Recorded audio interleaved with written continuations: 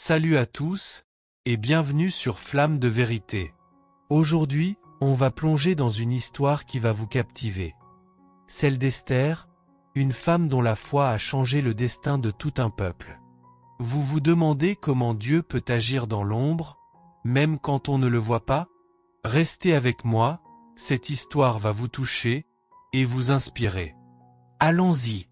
Esther, c'est l'histoire d'une jeune juive, une femme ordinaire qui devient reine de Perse, un empire immense, sous le roi Xerxès, il y a environ 2500 ans.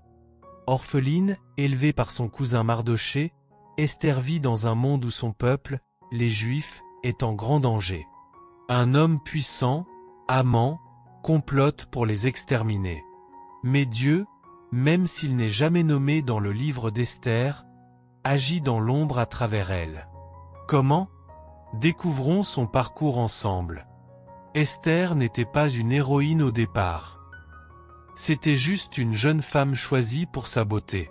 Mais quand Mardochée lui révèle le complot d'Aman, elle doit faire un choix difficile, rester silencieuse ou risquer sa vie pour sauver son peuple. Le moment clé?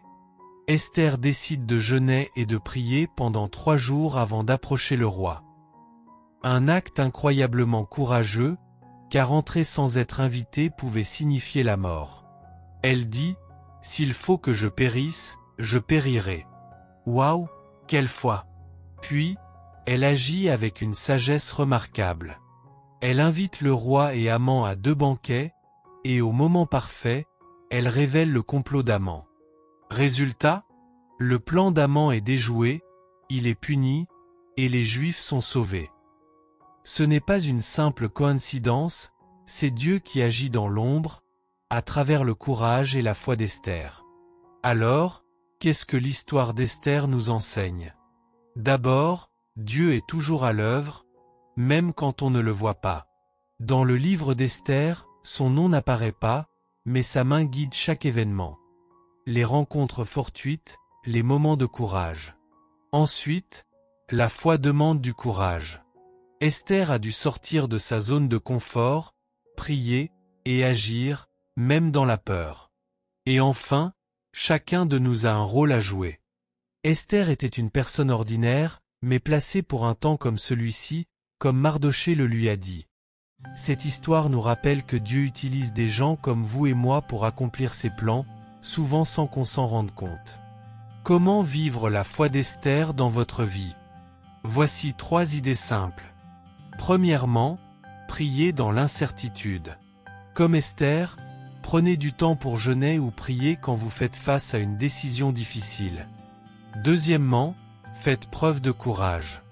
Identifiez une situation où vous pouvez agir pour le bien, peut-être parler à quelqu'un, défendre une cause ou partager votre foi, même si ça vous fait peur. Et troisièmement, faites confiance à Dieu. Même quand vous ne voyez pas comment les choses vont s'arranger, croyez qu'il agit dans l'ombre pour votre bien. Essayez une de ces étapes cette semaine, et vous pourriez être surpris de voir comment Dieu travaille à travers vous. Et voilà pour aujourd'hui sur Flamme de Vérité.